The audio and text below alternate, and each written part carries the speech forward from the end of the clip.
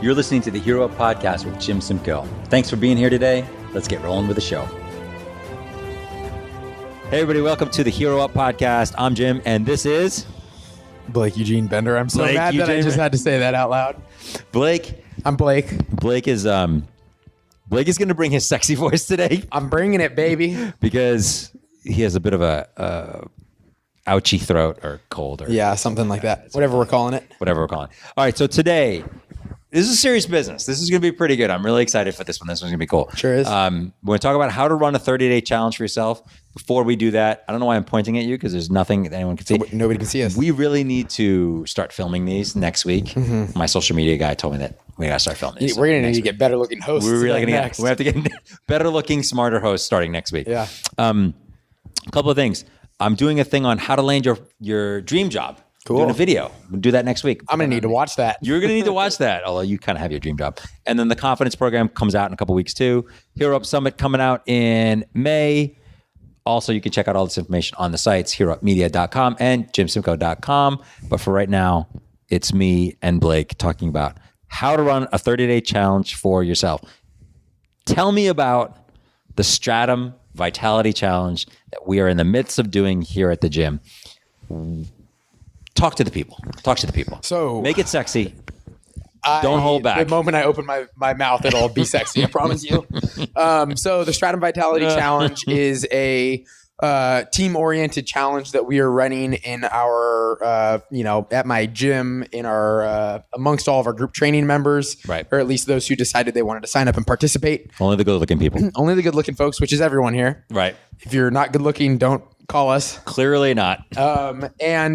Basically, the challenge is intended to be scored as a positive and negative point system in which people are awarded or detracted from their scores based upon their behaviors, which are both lifestyle factors as well as nutrition related factors, which we're going to get into later on. We are each one of them, but this was something that we as in my business partner and I had discussed for a long time, and we had kind of removed ourselves from like the discussion of nutrition and the other factors that don't take place inside of the gym. Right. But we recognized that the majority of one's health and fitness outcomes are going to be determined not by the hour that they spend in the gym, 2 to 5 times a week, but rather overwhelmingly by the way that they're behaving outside of the gym. Yeah, the choices outside. And so that is really the reasons that we decided it was time for us to try to find a solution to at least nudge people in the right direction, and more than anything, just bring awareness to what factors are positively, skewing, like contributing to their health outcomes, right, as well as taken away from them. And I think on some level, folks have an idea of those things, but we tried to gamify it such that people just had to be hyper conscientious of it, and then just kind of change those behaviors in a positive way. When you and can we also do the thing where we just say you and Eric? Eric is my business partner. Everybody. So we're going to use the name Eric instead of my business partner because that's his name.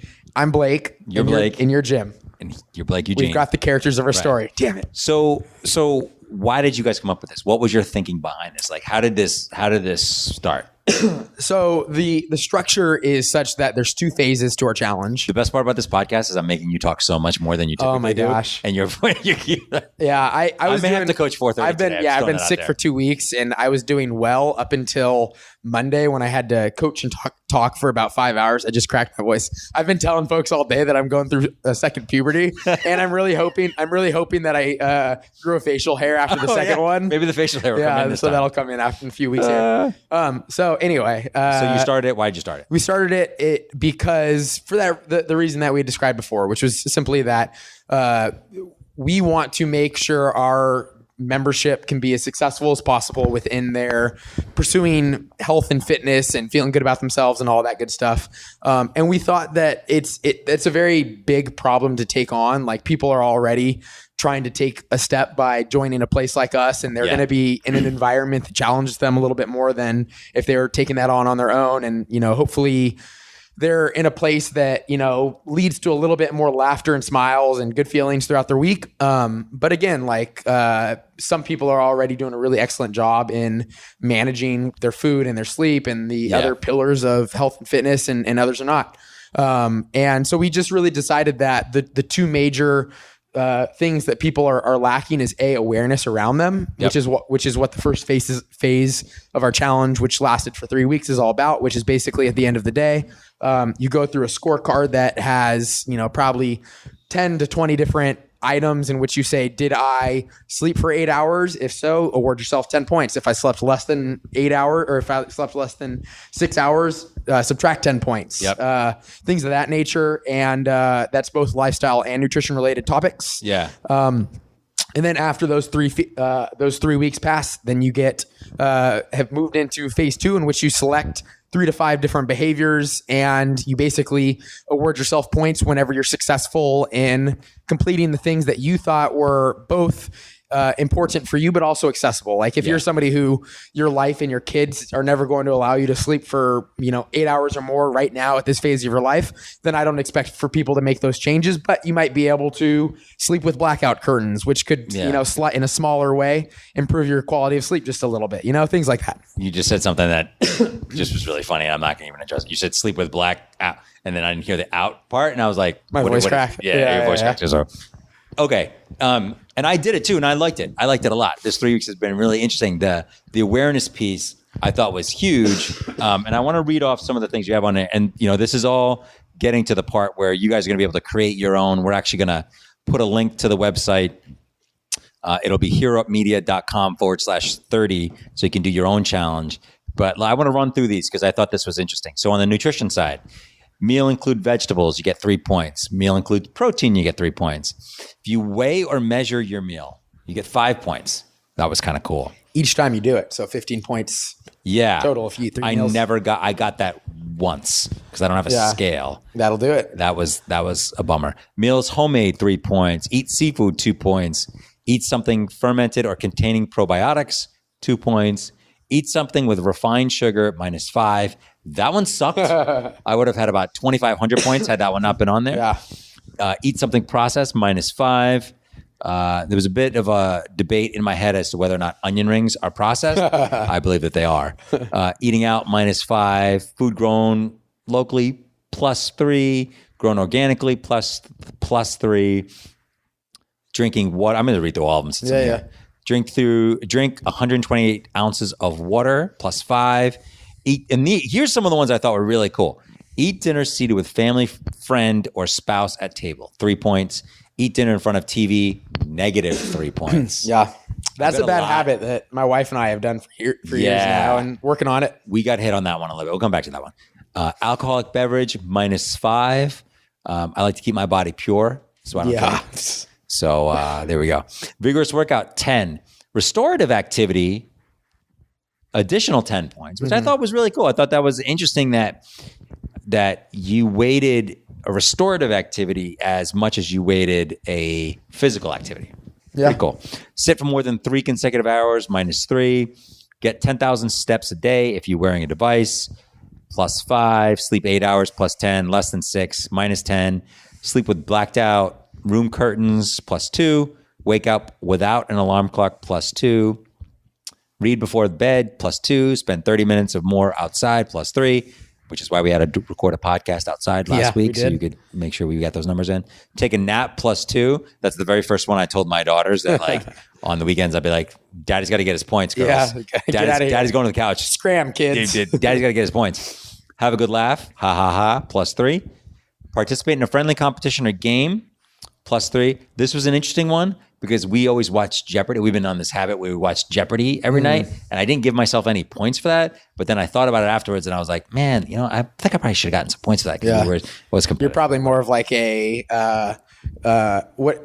I'm pretty good at Jeopardy. I was going to say you're probably more of like one of those folks that does The Bachelor, but you do like the draft.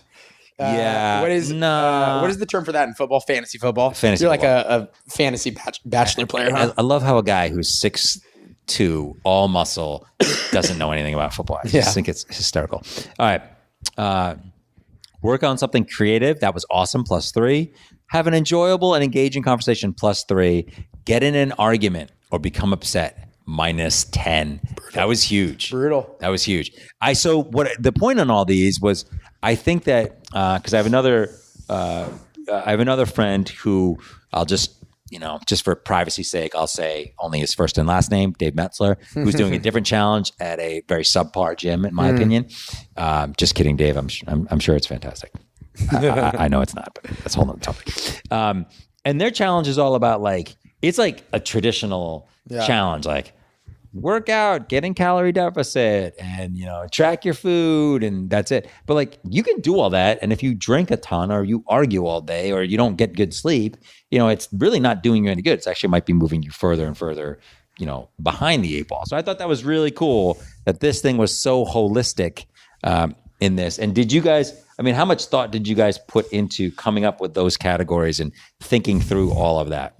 Oh, way more time than I really need to have Eric on this guy to have allocated towards such a task. Really? But I think that just reflects the nature of us being a very small facility that we're not here to send short-term fixes. And truly, if you are trying to lose weight, then a pretty quick solution is to put yourself into a calorie deficit and make that process really stressful. But that's generally also not a great formula to remain healthy and fit over a long period of time. And so I think the challenge just represents reflects the demographic that we're looking to serve, and just reflects our beliefs that I know for sure that people's fitness and their time spent in here is just a very small sliver of the whole health and fitness, and just ultimately people's happiness and fulfillment. Because that's what we're trying to contribute to, is to make people healthy, happier, fitter. If we're just feeding, narcissistic jerks out there, that's not really something I want to be a part of. And that's certainly not,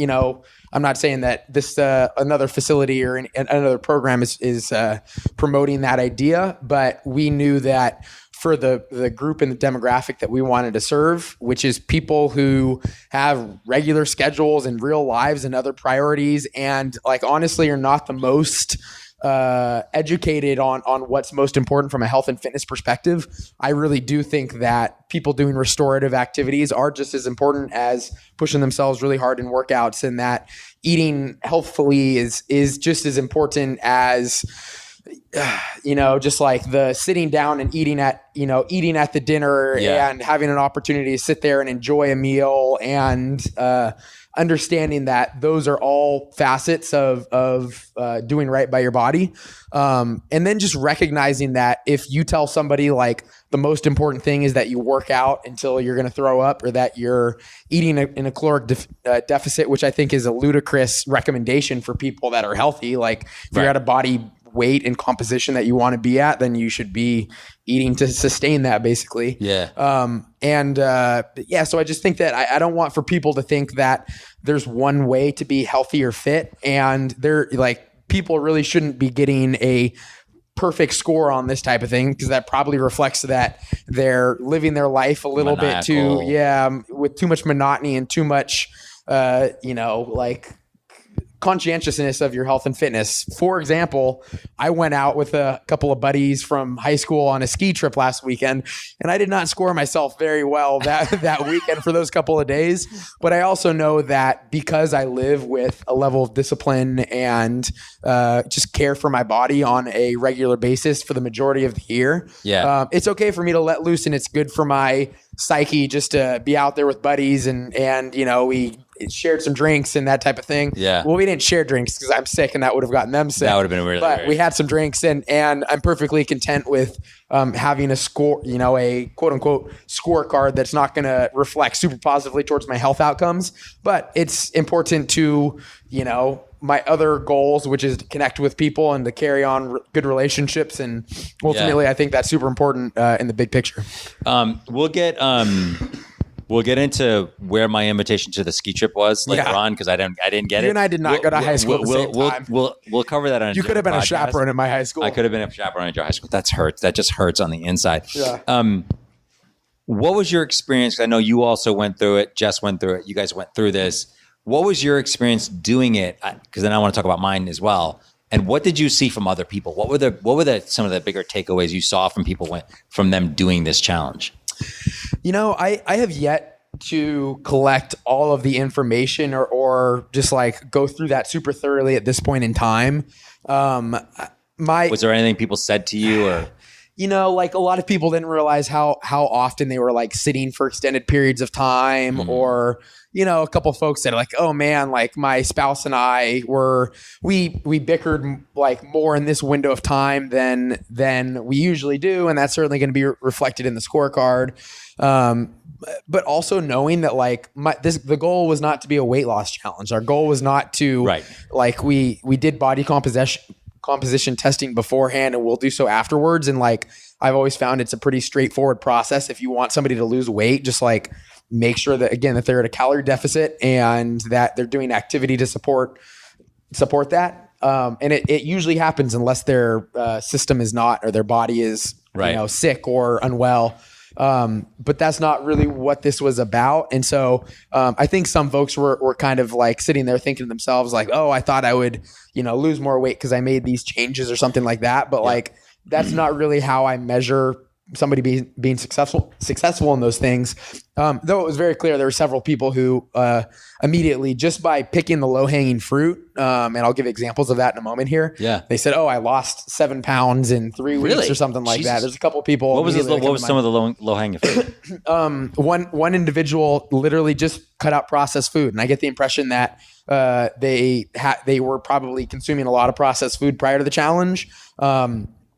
And I think that's also reflected in the way that we structured this thing is understanding that for most people, if you just do the most basic shit, that'll get you to a healthy, happy, functional like place. Yeah. And if you want to be a high level performer, or if you want to be able like look an extreme way, whether that means you're super lean or super muscular, then you're going to have to pick higher and higher fruit, or you're going to have to live a more restrictive lifestyle and things like that. And again, that's not really the clientele that I'm interested in working with. I don't want to work with somebody who wants to be a bodybuilder or somebody who wants to be the 1% of performance athletes, but I do want to, work with people that enjoy being athletic and competitive and, doing varied activities and doing stuff that like just, taking advantage of having a healthy body. Yeah. And ultimately that's kind of what this is all about. Huh. Did you find, one thing I found in doing it, well, I'll talk about it. So for the Super Bowl, we all went, a bunch of people from the gym went to a local bar, and I was talking to someone, I won't say who it was. And I was talking to her about the challenge, and she said, she's like, God, I'm doing all this stuff and I haven't lost any weight. Yeah. And she's like, I definitely feel better, but I haven't lost anything. It's a little frustrating. And I was like, I remember thinking like, wow, well, like you're like, if you think about it holistically, it's like, do you feel better? Yeah. Is your body performing better now? Are you, how do you feel? Totally. And it kind of just struck me that like, someone says challenge and the first thing they think is like losing weight. Yeah. Like that's like, it's so ingrained. Isn't that frustrating? That frustrates ridiculous. The hell out of me. And I don't know what person you're discussing. But unless you're in a position where you need to lose weight, either because you're unhealthy or because you would feel more confident in doing so. Right. I don't necessarily think that most people are really wanting to live the lifestyle that it requires for ladies to be, relatively lean and I'm writing down on a piece of paper who I'm talking about. I'm nodding to Jim to indicate that I know who he's talking about. So anyway, again, I don't think weight loss and health and happiness are directly correlated. I think they can in some cases. If somebody's, because ultimately, if they were directly correlated, you wouldn't be truly happy until you weighed 0 pounds. I guess so. There's your deep thought for the day. Then technically you're dead. Technically you're dead. And who knows? You'd be super happy, and then you die. We're not going down that rabbit hole, but not in this maybe podcast. It is. That's when you're fully enlightened and maybe completely happy. Maybe. I thought I had a couple interesting things when I did it that I want to share. One of them was I found that on good days, it was really easy to continue to stack habits. Yeah. Right. So like on good days where I was like, wow, I feel like I have a lot of points. So I'm going to definitely make sure I read before I go to bed tonight. And definitely make sure I go to bed at a good time. Conversely, on days where like it just started bad. Yeah. Like when I just like had, a something. You wake up and there's a mean text at your door, Just something like and then that. you slip on a banana peel as you're getting Right. out of bed, and then you're like, I don't remember eating this banana before bed. Yeah. Or like even like, like at lunch and then, just having a cookie Yeah. and then being like, oh, great. I just had refined sugar. Fuck. yeah. And then it's also processed. Yeah. Fuck. And then you kind of go down the rabbit hole of like, well, my points aren't going to be, that high today anyway. So fuck it. And I thought it was interesting because I think that plays out in our lives so many times where if you're in a place where, something's already going wrong, many of us have a tendency to just keep going down that path. And we just think like, oh, I'll deal with it tomorrow. It happened today. I was at lunch today and I was eating something and it came with onion rings. And I had a couple and I was like, oh, fuck, I really don't want to have onion rings. But I got to the point where I was like, oh, I'll just deal with it tomorrow. Yeah. Like, and you just put it off. You know, like think about it. Whereas, obviously a better thing would have just been like, realize after I had one that like, oh, these aren't great. So I should just put them down. Yeah. Which is interesting.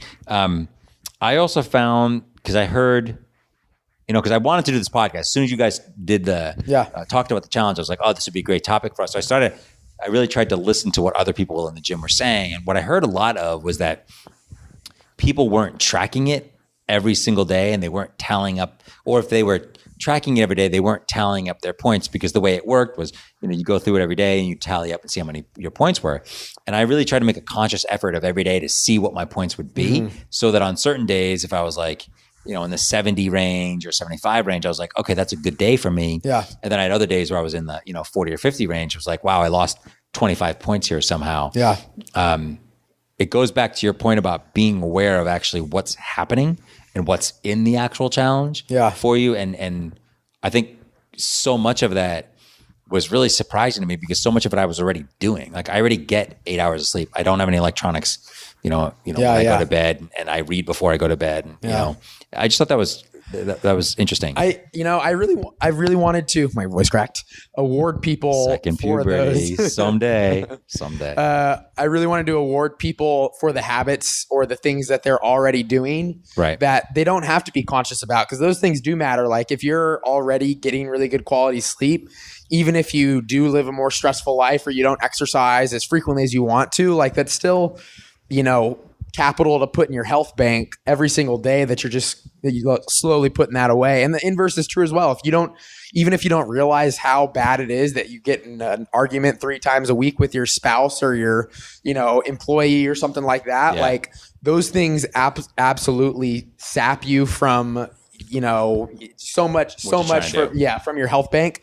And you could, try to quantify that from a biochemical perspective and measure how much stress hormone and cortisol you secrete into your bloodstream and all these different things. But at the end of the day, like, that doesn't really so much matter. It just matters that you understand that, like, I need to put myself in a position where I'm not responding in such a stressful manner. Yeah. And that idea of stacking these things was really central to what we wanted to encourage folks. And because, I think it does speak to the fact that, like, whenever you create parameters by creating a game or a system, it never can fully capture the entire picture. Like, we make things very black and white. That doesn't operate as a black and white scale of yes or no. Like, is something processed? Is not a black and white question, because some things can be more processed than other things. Right. How much of that thing do you eat? How does your body respond to it is different than how somebody else's body respond to it. Right. And no simple test or game like this could ever possibly quantify that to the extent that it matters. But it does try to at least nudge you in the direction of trying to take note of how those things respond, like you respond to those things. And on the flip side, if for example, you're trying to get all of your exercise in, but instead of just going out on going onto a treadmill for 45 minutes, which is about the most sterile, monotonous, boring thing I can imagine ever trying to do as my physical activity. Instead, you could, go in and play a fun competitive sport, and all of a sudden you're doing something that has this, like, fun opportunity to kind of get in touch with your, again, competitive side. You get to do that outdoors. Just going for a walk You outside. can do it with friends. You could go for a walk, which can have different types of benefits, but still plenty of benefits. You spend some time in the sun, which is, generally something I think is quite important for the average person who has healthy skin and, all those types of things.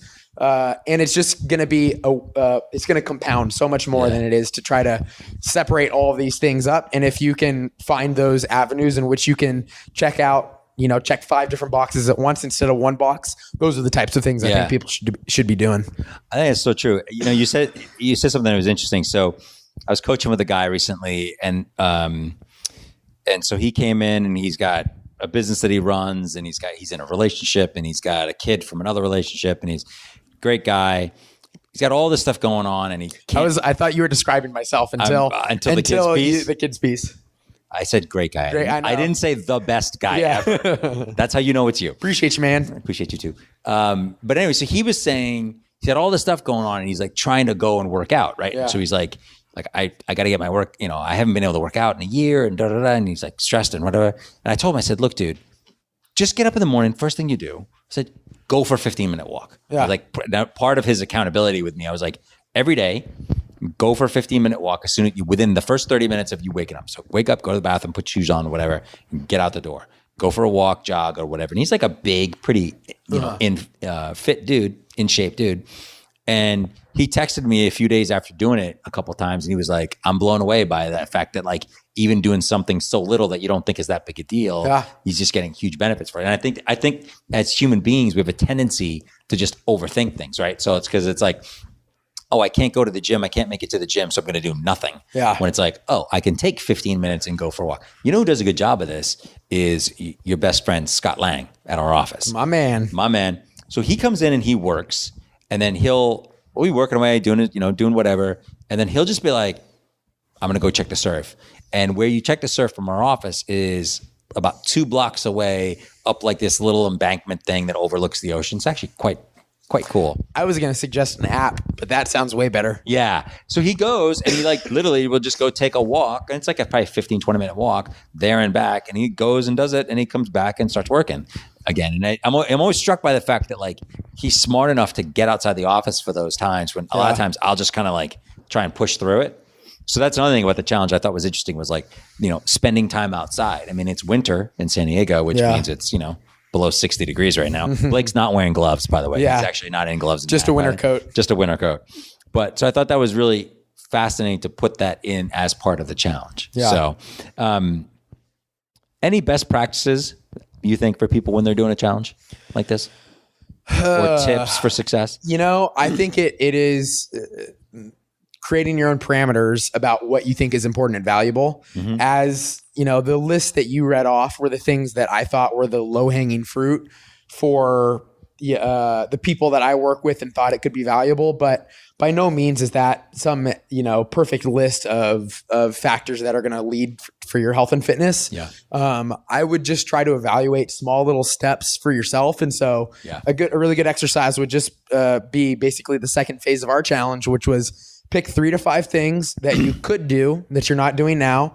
And it doesn't even have to be that many if that seems like too much. Try to pick 1 or 2 things and just try to do it on a regular basis. It doesn't have to be every day, but try to do it frequently enough that it becomes a habit. And once it's become a habit, then you're at the sweet spot because you don't have to think about it. It's just like a regular part of your routine.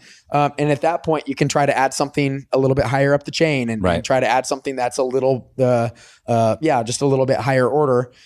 Where at some point in time, doing something is so much better than doing nothing.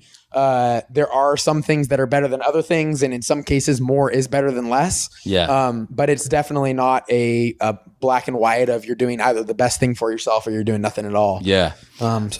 I found for me, the thing that was kind of the best habits that I kind of figured out in the beginning was to track it daily, add the points every day. Mm-hmm. So in the morning, I always get up. I've talked about this before, but I always get up, get something to drink, and then I like to have vodka or whiskey. Yeah, first definitely, thing. for sure. Because you got to start the day out right. Yeah, you do. Like what? You don't want to go into the day sober. You don't want to go into the day sober, obviously.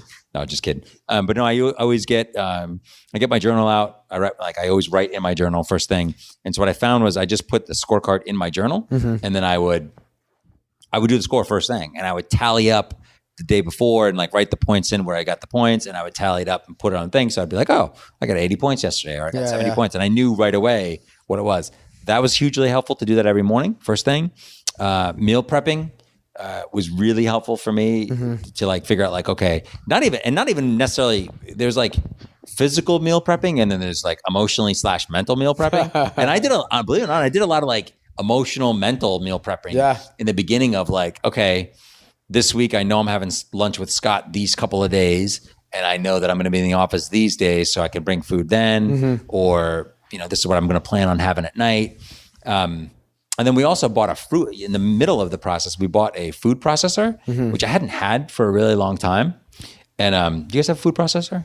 We do, and I'll speak to that in a moment here because it's been huge for us. Dude, it's a monster. Yeah. I love it. Yeah, we got like one of the Cuisinarts or whatever it is, and that thing is awesome. And I meal prepped a shit ton of stuff using it. Talk about your food processor. Oh man. So I'm starting to geek out on these things. This has been a huge part of my life for maybe 6 months or so. Oh, what kind do you have? In which Cuisinart, I think. Yeah. So I didn't not pay attention, but I didn't pay super close attention to my food for probably around 28 years or so.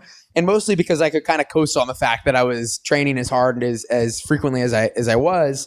And I think I still probably ate quite well relative to the average person. What's your weakness food-wise? Sugar? Just sweets. Yeah, just sugar.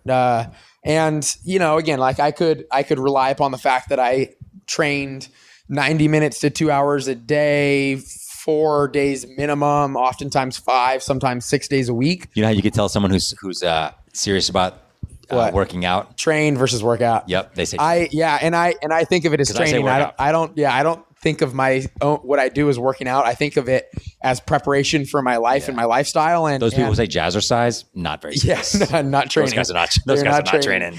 Unless you do competitive jazzercise. Is there competitive jazzercise? We need to get a team in like the 80s. Let's do it. We'll put it together. Do a montage. Anyway, go back to your thing. Oh man. So anyway, I just decided that I wanted to put a little bit more effort into that and just like to try to feel as good as I possibly could. And so it just started off with meal prepping on Sundays or after grocery shopping on Saturdays or whenever that took place, and getting the food processor out. And this is where I would say it doesn't have to be so black and white. I do think that if you are putting your leftovers from dinner in a container for the next day's lunch, like that is technically food, like meal prepping. That is food prepping. And that's certainly like an easy way that you can do that. You don't have to go to the extent that I've been going to recently, which is chopping all of our vegetables, washing all of our produce off, making sure that it's easily accessible, getting the furniture really beautifully set up. I've actually taken a couple of photos of my fridge. Really? And because it's just like, oh man, my fridge may never look like this again. Dude, you have to send those to me. We're going to put this on the podcast. I'll send it to you soon here. But it's really just changed. Ab spasm, excuse me. Every week. Yeah, you're catching me at a very particular time of 4 hours after I worked out and all that stuff. But anyway, it has really changed the convenience that it requires to eat healthy, where it's just like so easy and non-negotiable. And it does take some effort on the weekends for me. It might take 90 minutes or a couple hours in order to like prepare to the extent of it, but it makes eating home cooked food that both tastes good and is convenient, just like so easy. And I really hope I'm able to stick with this. It's been around 6 months now, and I don't have any intentions of changing it. Yeah. But that is something that if you have a little window of time in the weekend and you don't have a ton of time during the weekend, that's important to you. I would definitely encourage folks to go that route. It's really like changed the game for me. Yeah, it's been huge for me too, dude. I mean, I was gonna put the Cuisinart, and is it Cuisinart or Cuisinart? I've always said Cuisinart. Okay, well, whatever it is, it's cuisine. It's cuisine. Cuisine. Do you know the word cuisine? Like Cuisine. no, It's French. cuisine. Cuisine? Yeah, I can't say it. Okay. This is a topic for a different day. Oh my Anyway, gosh. I put it over by my stuff in the kitchen countertop, like over where I keep my keys and my wallet, just because I want to be reminded to use it. And I remember when we first got it, I was shredding. Hopefully not vegetables. paper because it's supposed Not to be paper. food. Yeah. Yeah. I was shredding veggies and I was putting garlic in it and it was just shredding the garlic. Yeah. I can't stand chopping garlic and I love eating garlic. So for me, just seeing the thing shred and go in the vegetables was just like a magical experience. Do you have do you have several attachments and stuff to it? My attachment game's not high. Yeah. I've got 2 blades and the main blade. Yeah. So the 2 circular blades, I have that. And then I have the main other blade. Yeah. So I have the shredder and the slicer and then the main blade. Yeah. What about you? We have the shredder, I guess the same. Same thing. It probably comes as a package deal. Probably comes as a package. Yeah. I haven't bought anything in addition to what I had. Yeah. But yeah, the food processor was huge in terms of my best practices. That helped tracking it daily, the meal prep, also putting it in the calendar, like the challenge, like putting in put my notes in for the challenge, like putting that actually in my calendar on iCal. Builds accountability, huh? Builds accountability. Yeah. It was awesome. So, all right. So to wrap this up, because I think we've talked about this a lot. So I'm going to post this. It's going to be at hereupmedia.com/30. And it's going to be very similar to what we did at the gym with those topics. And we'll track it. We'll have a 30-day thing where you can check it off and you guys will be able to see it. Blake will add some pictures of his nudes. I'm going to add nudes. Nudes of his fridge nudes. Yeah. Just his fridge. Just my fridge. Nude. Yeah. Anything else you would say about this? Again, I just think try to create your own parameters of things that you think are important and make small little goals like that. I think that's the way that change is made day by day and is a culmination of every moment and every decision you've made up until this point, and that will continue to be the case. And so just take small steps in that direction, and those add up to big things. Blake is bringing it so hot at the end of the podcast. I have nothing else to say. Thanks for listening. Good to see you. Good to see you all too, or whatever this has been. Bye. All right, tell me your favorite jokes. Tell me a joke. Do you know any jokes? Only ones that come to mind are kind of dirty jokes that people shared with me. Let me tell you the polar bear joke, the greatest joke of all time. Okay. And tell me, and you can be thinking of a joke. Yeah. Okay? Polar bear goes over to his dad. He says, "Dad, am I a polar bear?" Your dad says, "Of course you're a polar bear. I'm a polar bear. Your mother's a polar bear. Your sister's a polar bear. We're all polar bears." So he waddles over to his mom. He says, "Mommy, am I a polar bear?" This is a young, cute polar bear. He's saying, so picture a young, cute polar bear. "Mommy, am I a polar bear?" She says, "Of course you're a polar bear. I'm a polar bear. Your father's a polar bear. Your sister's a polar bear. We're all polar bears." He shakes his head. He goes, "Okay." Waddles over to his big sister. And he goes, "Sis, am I a polar bear?" And she goes, "Of course you're a polar bear. Mommy's a polar bear. Daddy's a polar bear. I'm a polar bear. We live in the North Pole. We're polar bears. Why do you ask?" And he says, "Because I'm fucking cold."